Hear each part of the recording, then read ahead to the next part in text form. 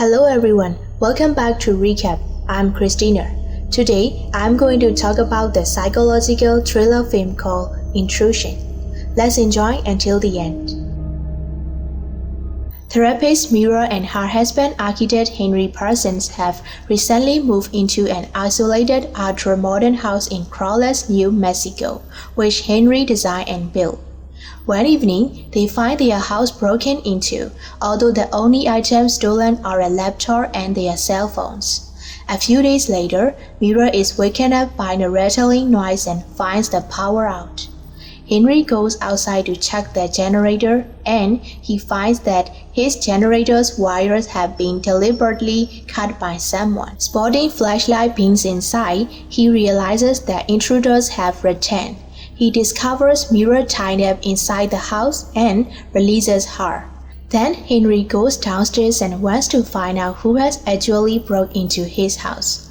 At this moment, Henry notices several people who appear to be looking for something in his office room. Henry goes to get a gun hidden in the flower pot of the house. Before Henry has a chance to expel the intruders, he has tackled from behind by another intruder, immobilizing him. The couple struggle desperately to escape from the intruders and flee upstairs. Henry lowers Mira from the balcony of the house down to the ground to ask for help, and she gets to her car, but then she hears gunshots from inside the house. A wounded man staggers outside, followed by Henry, who shoots him. Mira can't believe her husband could do such a thing. The next day, Mira argues with Henry about the gun which he had kept secret from her in the cafe. He explained that they were lucky to have the gun at the time of the incident and that the gun had been seized by the police. Soon after, they are visited by a police detective assigned to handle the case they are currently dealing with. One of the detectives showed them the profiles of the intruders who broke into their home the night before. The detective informs that the intruders came from a poor area called Eagle Point, which is located across town in a caravan park. Then he tells that all home were members of the Cobb family. Two are dead, but one Dylan Cobb is in ICU at the local hospital and another family member, college student Christine Cobb, has recently gone missing and that the trio is suspected to have been involved in her disappearance, which might go unsolved unless Cobb recovers. Mira, who has previously had breast cancer, is re-traumatized by the attack, but Henry tries to encourage her to put it behind them. One night, Henry goes to the supermarket but forgets his wallet. When he doesn't answer his phone, Mira decides to catch up to him in her car, but he turns off towards the hospital instead of the store. Mira gets in a car accident before she can follow him. When Mira returns home, she discovers that her husband has already arrived.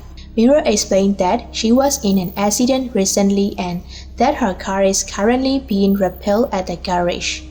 She also questions Henry about why his car took the hospital road instead of the supermarket road. Henry claims that he went the wrong way and had to go back through the hospital to get back on track.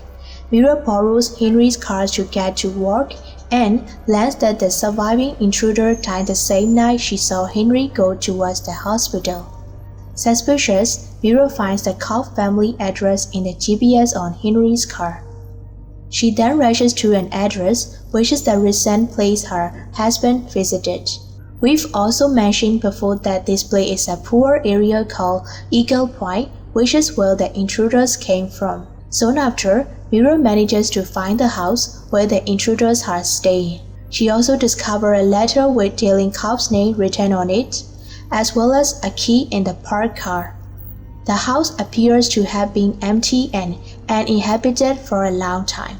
Inside their house, she finds an envelope from the house construction project of Mira and Henry. As she walks to her car, she accidentally sees a mail distribution not far away. She then decides to go check the mailbox of the Dylan family using the key she found earlier. She found a package containing a camcorder to be sent by Dylan to the police station. However, she is surprised by the presence of a stranger who claims that he has seen Mira's car before. despite the fact that this is the first time Mirror has been to this area. Mirror is scared and tries to leave, but the man grabs the camcorder. The stranger suspects Mirror of recording him and tries to destroy the camcorder. Then, the man threatens Mirror not to come to this area anymore.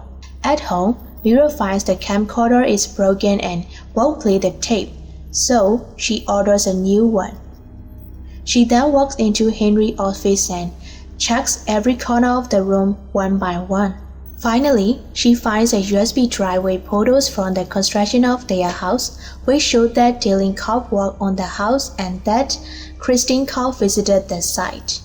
The following day, Mirror comes to the police station, where she is about to give the USB drive she found to the police detective. When she is about to step out of the car, she sees that the stranger who has previously damaged the camcorder is arrested by the police. Mirror decides to abandon her plan after realizing what has happened. When she gets home, she can't keep her curiosity anymore and eventually reveals to Henry that she already knows about Dylan. Henry explained that he was experiencing financial problems while constructing their house. He was forced to take over as contractor and made the IRS think he was building the house on his own.